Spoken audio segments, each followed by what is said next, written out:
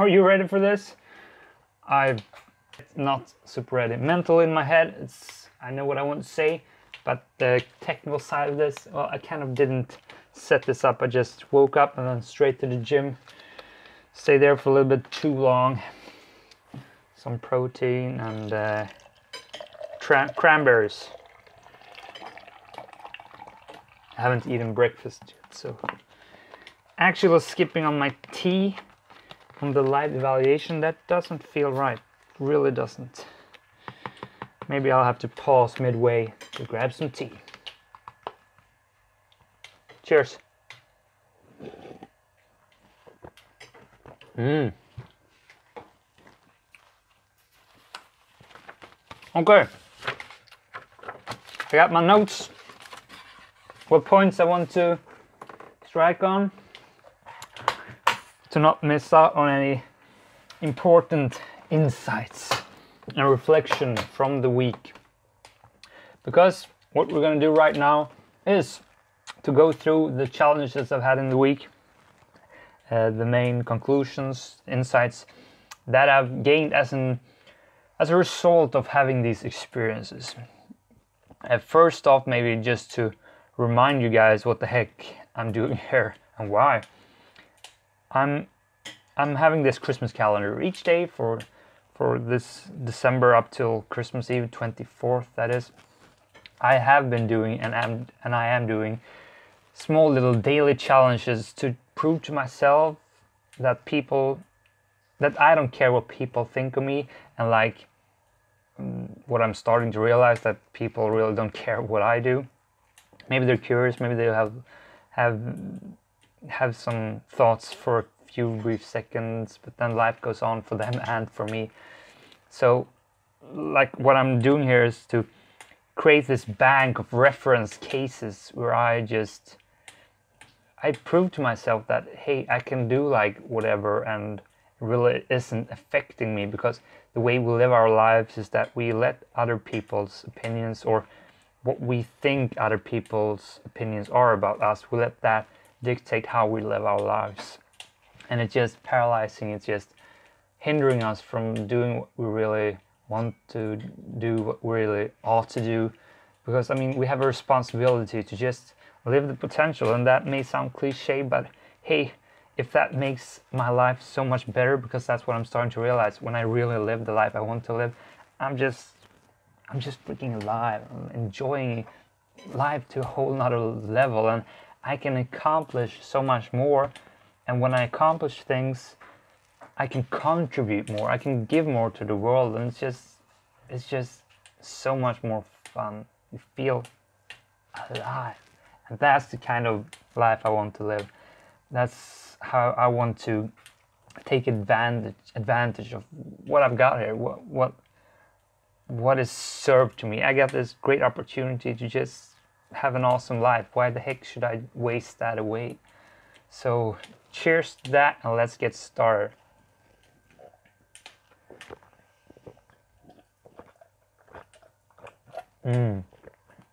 Although I really don't like cranberries, but they were frozen, so they made the drink colder. And hey, looks kind of Christmassy too.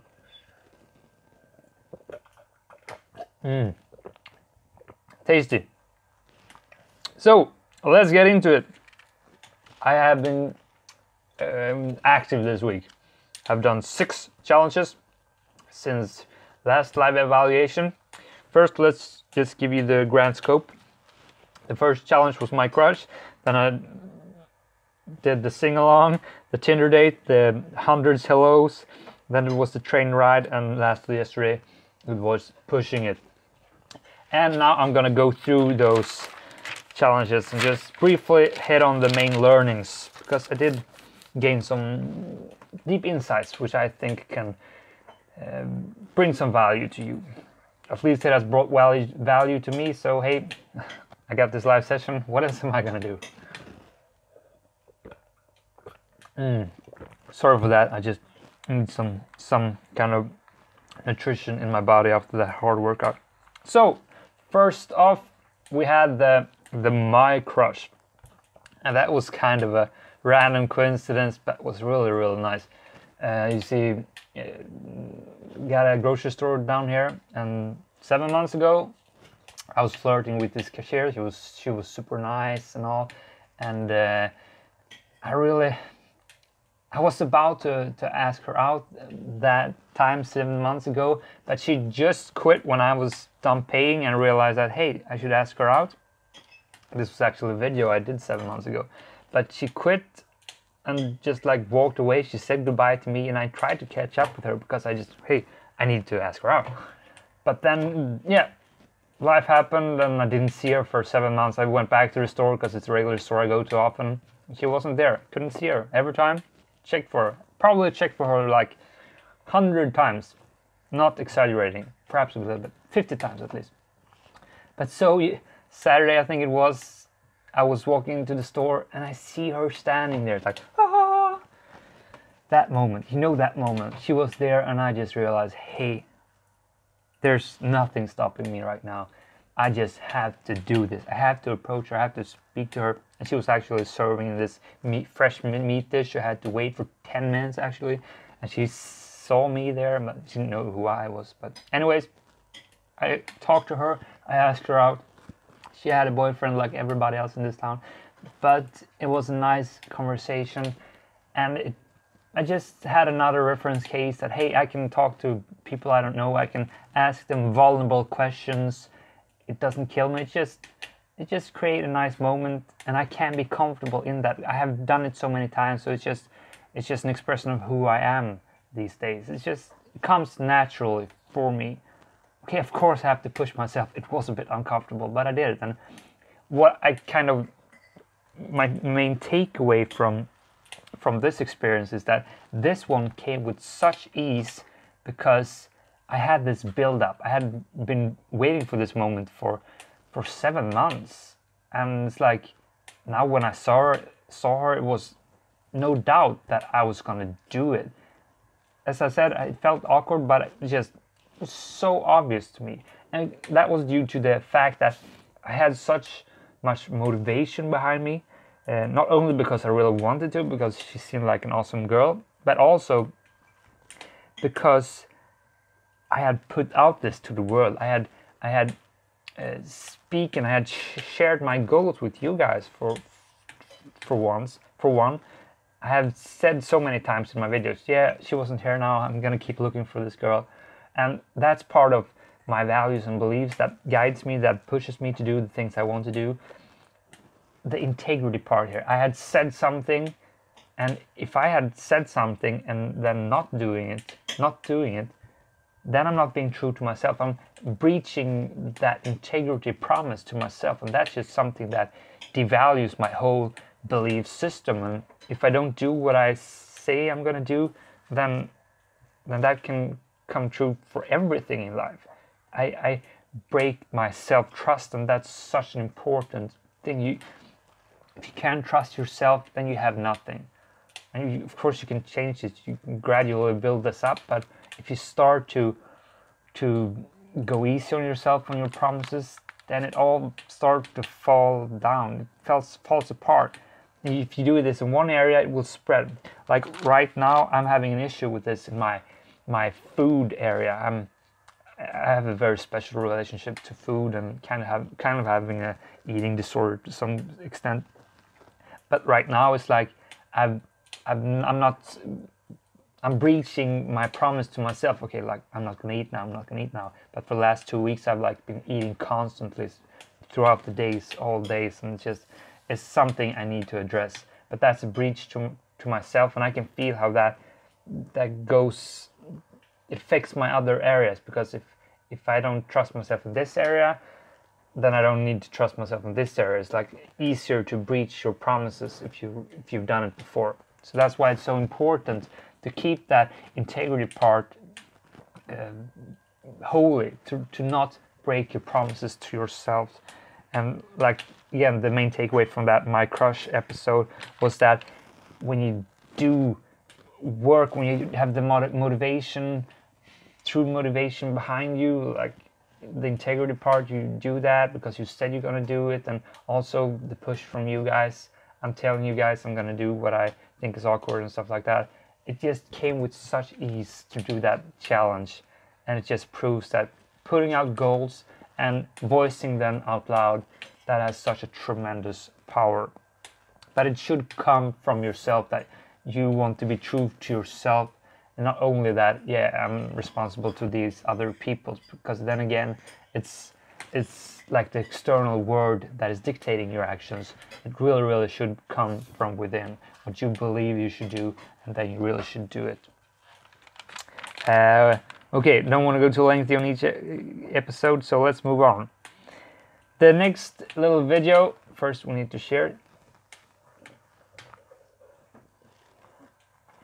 And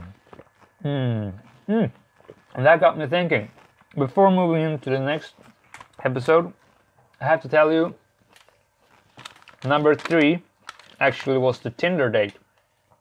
And just to add some tension here, we haven't met since the Tinder date, but right now, just before I started this live stream, I texted her and I asked if she wanted to meet up today, perhaps after this stream, perhaps later in the evening.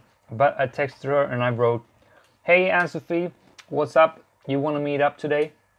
So we got that little tension moment going. After I'm done with the evaluation, I will see if she has answered me, and we'll see how that goes. I don't know, because we haven't. Okay, now I'm moving into the third video here. Maybe I should start with that. The Tinder date I had. So I went on a Tinder date with this awesome girl. We really had a nice time. I secretly filmed her during the Tinder date, and then I told her about it. Like, hey, I just have to share this with you. I have a YouTube channel. I'm kind of doing challenges daily, and well, I kind of secretly recorded you. How do you feel about that? And she took it with ease, and we had a nice time. And we said, like, when we said goodbye, she really felt like she wanted to meet again. And yeah, hey, we should meet up on someday and perhaps take another peek out, go watch a band or whatever. So I felt like, yeah, this feels good. But so I texted her in the week, and I kind of got this weak response, so I just let it be. But today, right now, before the stream, I texted her again, and I promptly just put it out there, hey, you want to meet today? So we got that dwelling in the background of the stream. We will look into that after I've gone through my main points. Ooh, exciting. Just to address that actual video, my learnings and takeaways from that was that it comes down to my morals again. What's right and what's wrong? How does it feel for those person that I secretly record? Is this something I can do or not? Is it wrong? Is it right? Is me thinking that it's wrong just because other people think it's wrong, or does it actually goes against my values and beliefs? Because this is a really important thing, important topic. When we are doing these things, it's not about being this asshole or being an annoying guy when I do weird stuff. It's about doing things that you believe in. And for me, like doing these weird things, it kind of is actions for me to become this person that can do what I really believe in. And in these contexts, I'm really pushing it to the edge just to prove a point to myself. It doesn't mean that I'm always going to go around and doing push-ups in public and stuff like that, but I have to go through these small little quests to just level up and become this more enlightened person. I need experiences, I need references to really realize. Some things you can't hear, you can't read and take it in on a deep enough level. You need to go through it. The process makes you become the person you need to be to act and live on a certain level. And that's what I'm doing right now. That's my quest. So what I'm trying to get at is that I'm not doing these things to annoy people. I'm doing this for my sake, because something I believe in. It's my values and beliefs that dictate these actions. And but when I film and record like secretly, it kind of feels weird. So that's what I wanted to get at with the recorded the Tinder date. I wanted to perhaps address the issue live and perhaps discuss it with her, see how she reacted. And she took it with ease, but I know that other people really don't. So it's a process I'm going through right now. What can I do and what can't I do? I mean, it's a lot of people that record other people when they don't know that they're recorded. Like the whole guy that what do you say, inspired me to starting doing these challenges, like the rejection therapy, J.I. Young. He had over 5 million views on his TED Talk. He secretly recorded like over 100 videos. And that's why I started out doing this, and it just felt normal because so many other people were doing it. But then more and more I started to blur people's names and faces because I realized that maybe this is wrong. My sister said sometimes, can you really do that? And now I reached a point like, maybe this is wrong. So I've more and more started to record myself again. But this is just the technical side of it. That's the issues I'm battling in my mind. What can I do and what can I do? What's important here is what you actually make up, what beliefs you find yourself living by. And not saying that they always are going to be like static. I think you should always have an open mind about what beliefs and values you have, but to some extent you need to, when you're doing something, you need to know if what you're doing is right or not right, at least for that very moment. So maybe I'm digging myself a hole here which I can't climb out of, but it's so important that you have these guiding principles that dictate your actions. Goals, values, those are the things that should make you they should lay out this path which you should walk along. And when you have those things, everything becomes easy because you just know what you have to do. And I've addressed this in every live evaluation because it's just such an important topic, and that is what makes things easy. Like the girl I asked out, which I just talked about that video, I know I wanted to ask her out. It was a value that aligned with that action. I want to meet a girl, so I asked her out. Then it's much easier. The action is supported by my values, beliefs, and goals. Okay, maybe I'm all over the place now. Overall, the Tinder date was just such an important learning, and yet again another reference case for being comfortable in an uncomfortable situation. Really was. And now let's go back to the sing-along challenge. That was very straightforward. I stood on Drottninggatan in the middle of Stockholm. I played a Christmas song and I kind of sing along. Wasn't that loud, but it was just one of those awful experiences that I needed to go through, because in the end I realized that, hey, it wasn't that big of a deal. I have a belief of spreading joy. That I have a main mission in life. Partly is to just make other people happy. That's something that I really get energy from. I want to know that I'm contributing to some extent and being this happy guy that can make other people happy. That's something I believe in. That's something I want to do. So that's why I think it's alright to stand and just perhaps sing a song and play some music in the middle of the street where there's a lot of people. And in the video you can see that one girl really cracked up and smiled, and then for me that was mission accomplished. I've made at least one person happy, and also I made myself happy. So that was just, yeah, it was all worth it only due to that girl smiling. It was another reference case. I can survive everything. People don't really care what I do, or if they do, it doesn't affect me because it didn't change my day after doing that. It's just a nice little moment, awkward freaking moment. And one more to the bank for realizing that I can do whatever I know I need to do.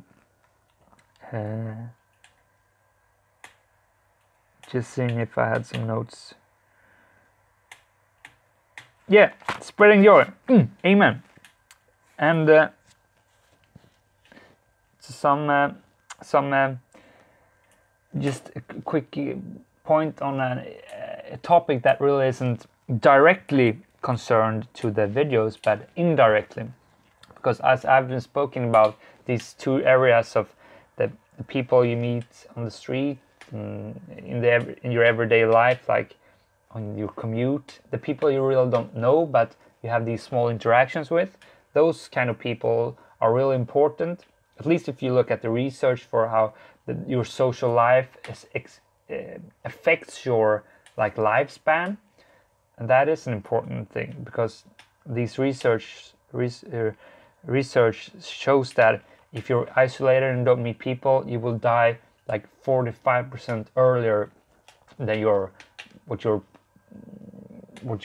the normal life expectancy would be. So if you don't interact with these people in that area when you commute, like the everyday small interactions, those contexts are equally important to the interactions you have with your friends, family, and the people you know. So we have to address both these areas. And so this other area, friends and family, I kind of, since I started this YouTube channel, have felt a bit like I've been living a secret life. Like, I haven't spoken about my YouTube channel that much because I've been a bit ashamed for it. I have addressed this issue before, but it's such an important thing because I also right now feel that I'm growing so much in this area. Because what I've been starting to do is to speak more about it as a sub-challenge to this challenge. Not only doing these external social pushes, but also in my life with my friends and family, express myself, talk about my YouTube channel, and those kinds of things that really are an expression of who I am. Because if I'm not expressing thoughts about my YouTube channel, which is like the biggest part of my life and has been for the 1.5 years, it really is who I am. If I'm silent about that part for 10 hours a day when I'm in that context with people I know, then I'm really not being true to myself. I'm lying to myself if I'm never expressing things concerning that. So what I've been doing is that I've been expressing those kinds of things, and it feels so relieving. I'm starting to show who I really am. And especially this week, we always have a fika time 2 times a day, and we always talk about stuff, and we never have talked about what I do because I've never entered that field. But this week I really put out that I'm doing this YouTube Christmas calendar. Each day I'm doing a challenge, and it's like so vulnerable. What are people going to think of me at the work? They're going to go in there and look at my videos and see a whole nother side of me. It's like so scary, to be frank. And stepping into that vulnerable position, telling them what I'm doing and asking them for advice for challenges and stuff like that. It's been so scary, really scary, but also so rewarding. I feel like they know who I am now, and they didn't knew that before, and it's like coming out of the wardrobe. Hey, this is me, take it or leave it. I can't put words on how relieving that is, and even if it means that some people will think I'm weird, because like one reaction from one of the co-workers when I said that I went on a Tinder date and I secretly recorded the girl and then told her about it, and she was like, you actually secretly recorded her? And then I got that feeling which I was trying to avoid, like people don't liking me, because that's what I'm trying to avoid, people having bad thoughts about me, because that hurts. it's so uncomfortable. That's why we don't share who we are. That's why we stay away from being vulnerable, because we are exposed to get that knife in our heart. But what we have to realize is that these external knives, they are about rubber knives. They can't actually wound you if you don't let them wound you. It's all about having a filter of controlling what comes in and how you react to those comments or whatever. If you choose to feel these emotions like, oh man, I'm a bad person, I feel ashamed, that's an active choice you make. I'm not saying it's easy to control these emotions, but again, it is an active choice you make. So we have to put ourselves in these situations when we are exposed to these thoughts and beliefs, because we have to put ourselves out there. But then we have to interpretate them in a way that's serving us. We can't choose to let the negative shit hurt us. We really can't, because they are not serving us. It's just other people's opinions, and that's also why this is so scary to do this with people we know, because it may actually lead to a point when we realize that, hey, I really don't think like this person. I really don't have values and beliefs that align with this person, and maybe that means that this really isn't the person that I need or want in my life. It could be that kind of result for putting yourself out there. But then that's really a good thing, because then you realize that, yeah, I don't need that person in my life. It doesn't give me anything. And maybe it's the person that will be in your life because you can't affect it, but then you don't need to be invested to that extent. You don't need to put energy in thinking what that person thinks of you. It's just a maturity state you need to reach. And when you are yourself, you get this filter of what kind of people you want, need, and should have in your life. And it's great. That's also why talking to girls in the street and getting rejected is a good thing, because you filter out people that don't like you. And if they don't like you, then why the heck should you be with them anyways? And perhaps sometimes it comes down to you being a bit weird in situations, and that's when you need to practice stuff. But in the end, if you just do the right thing, and the right thing is following your values, beliefs, and goals, it will lead you to the right place. Boy, am I going on a rant here. And what happened to my structure? So videos I did in the week. Yeah, the last videos, we have the hello video when I ran. I said hello to a lot of people. And we have the train ride and the push-ups. I can actually put them together into one pot, because they're kind of the same thing. It's about creating these reference cases again, doing things that other people may find to be weird, but they don't really care about it more than for the 5 seconds when they see you. And you really get more and more desensitized to it when you're doing it. When you realize that, yeah, people may look at me and it feels uncomfortable, but you just do it anyways because you're motivated. If you're motivated, you continue to do it. And I've been motivated to do them, so they have come with quite some ease.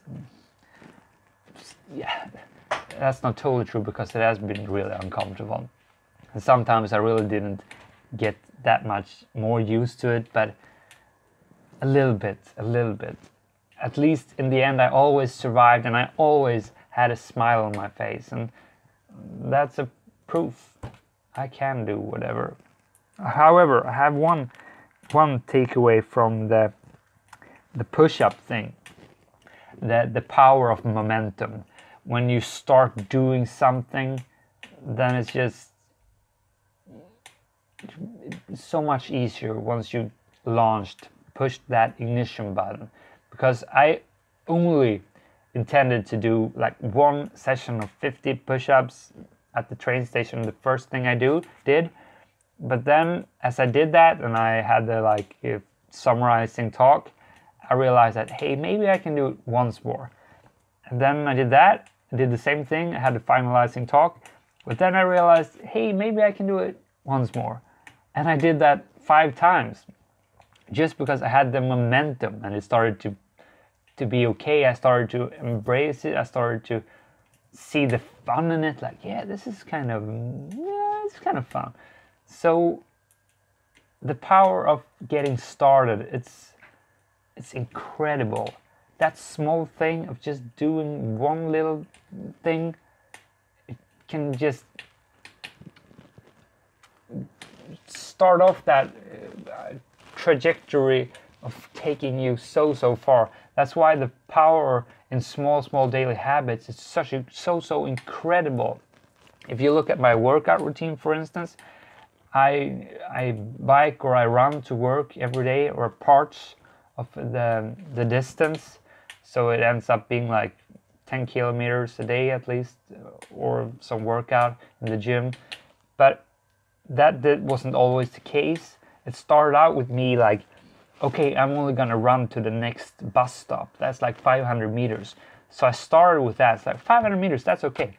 And then I started to get used to that, and like, okay, so I can take the next bus stop as well. So 500 meters became 1,000 meters, and 1,000 meters became 1.5 kilometers, and it grew like that. And all of a sudden, I'm having sometimes 2 hours of workout daily, only getting to my workplace. And it's an effect of small habit growing. And it's the same thing with all these little challenges. If you start out small little social uncomfortable thing, it will grow, it will expand if you do it in a way which you enjoy, because the key here is to enjoy the process. That's like one of the main takeaways that I've got, because I'm reading a book by Mark Manson right now. It's called The Subtle Art of Not Giving a Fuck, and it's really great. I'm not through it totally yet, but he says there, the people that become great in an area, they really enjoy the process. And it's nothing new, really. We understand that on a fundamental level. But what I realized and applied to my own life is that what I'm doing with my YouTube channel here is that I freaking love the process. I enjoy it so much. Of course, it has its ups and downs, but overall I freaking enjoy it, and that's why I know it's gonna be a part of my life, and I'm gonna be freaking great at it because I enjoy the process. You need to find a way to enjoy the process. Me talking to girls, I enjoy the process. It's fun, it's exciting, it creates adrenaline. Doing that approach, of course, it has essence of shitty emotions, anxiety. Oh man, I'm gonna be rejected.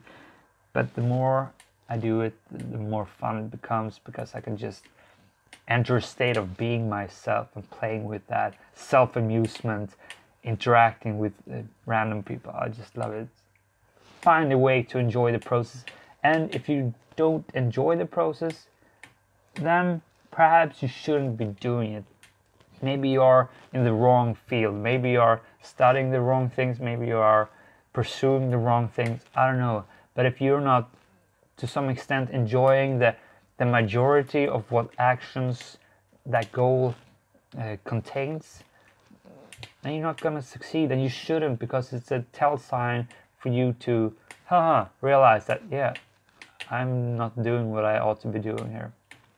That's one of my main takeaways from this week. And to kind of sum it up, I guess, doing these challenges, the high intensity, low volume, one thing daily, it's just paying off. It's just growing me. It's taking me to new places. It forces me to act. I don't have the luxury of thinking about what I ought to be doing. When I have this, like, I have to push out a video daily, there's the factor of time really kicks me in the ass, making me do these things without overanalyzing or thinking. I don't have time to do that. I just need to get things done. And with that push, along with what I really want to do, it puts me in these situations when I do this stuff, and it gets me all these reference cases as I've been talking about, and then it supersedes. It really grows it wraps up the speed of my growth curve. I don't have time to fall back like that. It just continuously grows because I do it so frequently, and it feels all right. I feel better and better. And I actually had one day this week when I felt like I just felt a bit of anxiety, and usually I have that a lot. I don't know why. Sometimes I just do. But since I started doing this Christmas calendar, I just felt great. I mean, lack of sleep and a lot of pressure and doing things from morning till evening. Sure, that takes its toll on you, but I've just had such a blast with it. So fun. And I've just been doing things that I want to do. And it feels freaking great. Yeah, I don't know what I wanted to say with that, but it was sharing my emotions. I think that kind of sums it up for this little video and this week, what I've been doing.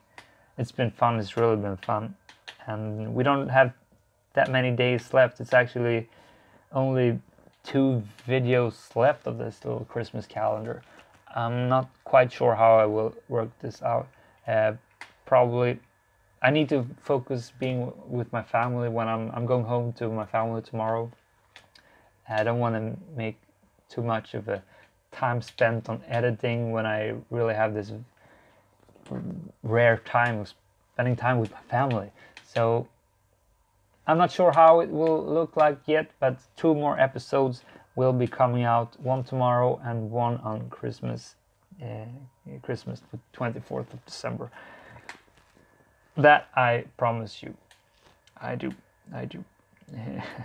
I hope I made some sense in this video.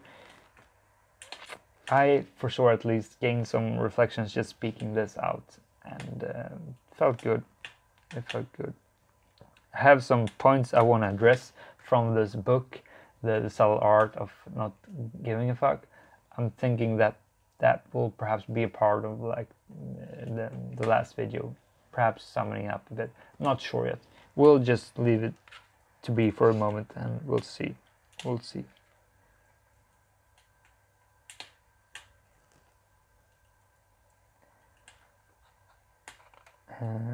Yeah. I have one issue. I don't want to start a new thing here, but it's also super important to one extent. It's about the values and beliefs that we should rely on. And I did something this week that I felt so ashamed about it.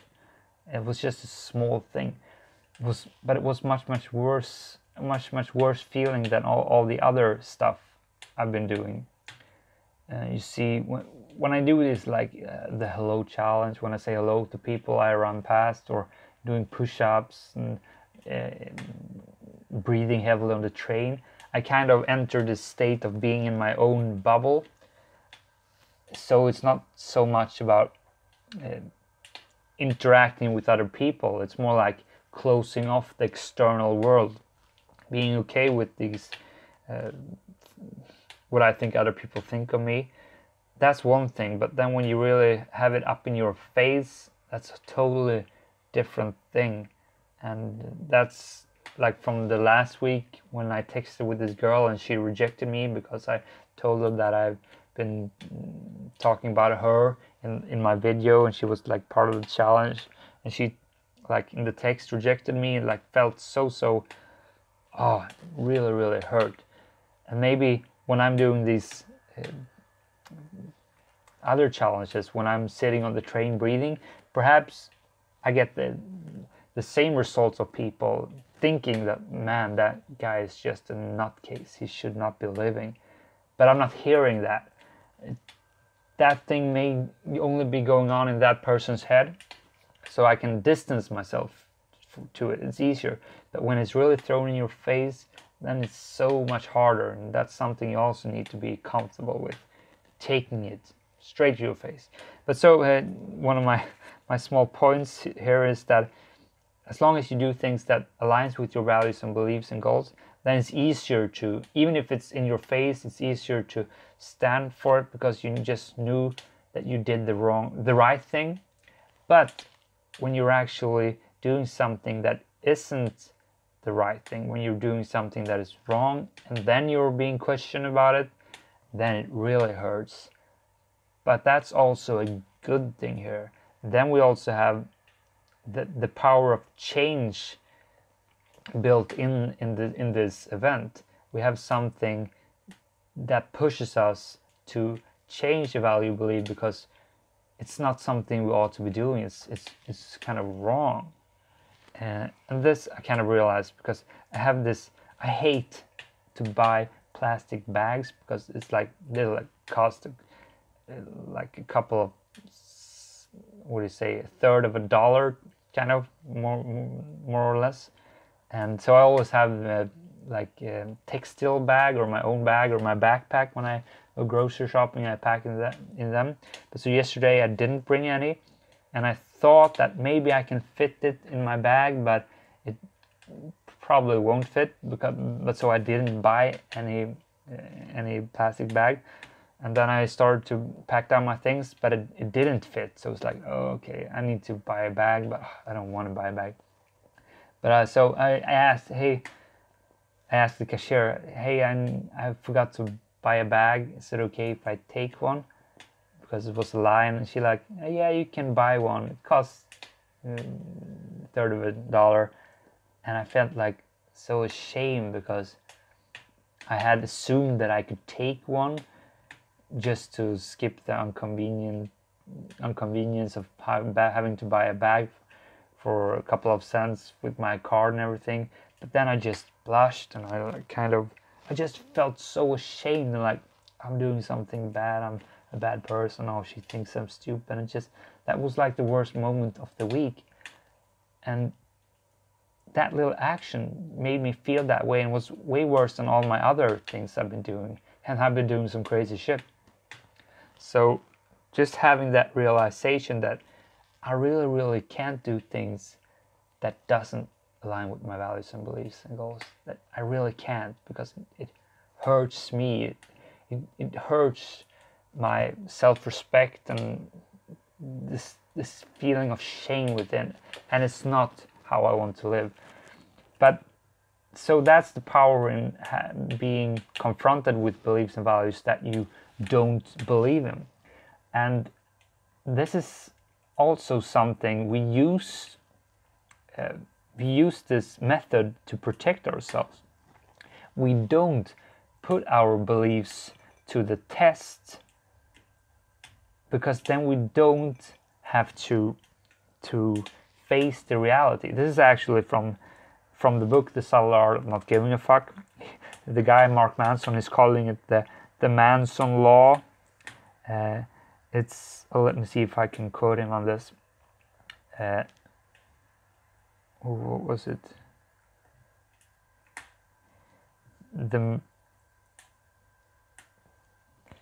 The greater risk of exposing your own beliefs, the less is the likelihood of you doing it. Like if you're in a situation, take a very simple fact like training. If you don't actually try to run like 5 kilometers, then you don't have to face the reality of not being able to do that. Then you don't have to perhaps take action to become that healthy person that you know you should be, but you really aren't anymore because you're eating shitty food, you're not training, and that has resulted in you not having any cardio performance ability.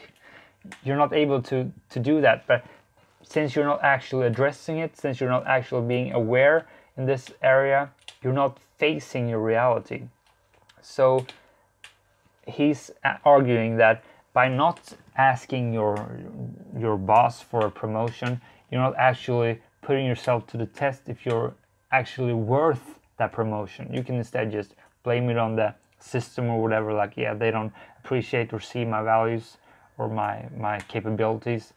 But if you actually put it to the test, then you actually have to prove to yourself that you kind of is this person that you should be or think you are. So what I'm saying here, you need to be aware of this self-protecting mechanism of not testing yourself, because then you're not facing the reality, and then you're not living the truth. You're not actually living the life you know you should be living. I hope I'm making myself clear. And for me, make another clear example, this thing of secretly recording people. In the beginning, I did that a lot, and I didn't think about whether that was right or wrong. Now I've actually faced the truth, and I ask myself, is this right or wrong? Can I do it? I still haven't found a good answer to it, but I'm at least debating it, and I'm just not closing my eyes, and I looked away from that actually being an issue. I just saw the potential of doing like good videos that could draw attention. Now I'm looking at it and seeing maybe I can't do this. That's a really, really important thing.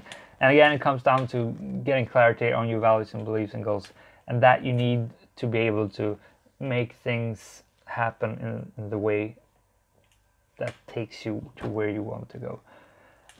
Did I restart this video or what? But I needed to say that, and I said it, and that will close this video down. Yeah, I did go on a rant. I wonder for how long this went on. Oh, I spoke for almost 50 minutes. Too long. But at least I had a good time. I really did. So, with those words, we are gonna close this video down. If anyone actually enjoyed the whole video, I'm impressed. You have to leave a comment if you watched through the whole video, and I will make sure to respond to whatever you say down there. So, my name is Alexander Nilsson, aka Santa Claus. I hope you enjoyed this video. I hope you will have a great day, and I will see you tomorrow for the next video. It's gonna be the next 2 more videos. Tomorrow is gonna be the last one before the last one. Yeah, enough said. Have an awesome day. Bye, guys.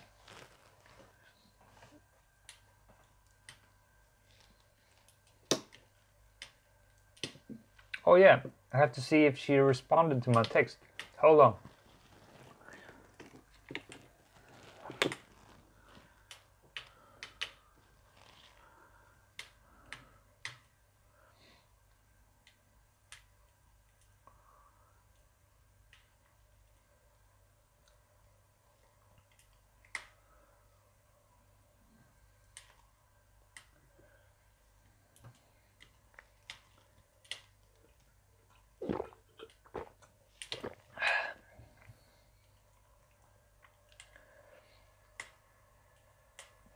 Okay, so I can't see any respond. I'm making up this story in my head that she's rejecting me.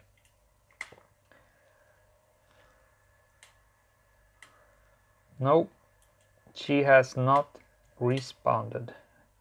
An hour has gone by and she's not responded. Well, that sucks. Kind of like this girl. Ooh. If she responds, I will write it down there in the comments.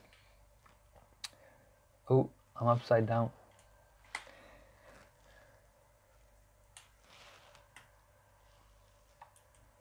No, she hasn't responded. Okay, I will let you know how it goes. Besides that, again, bye guys.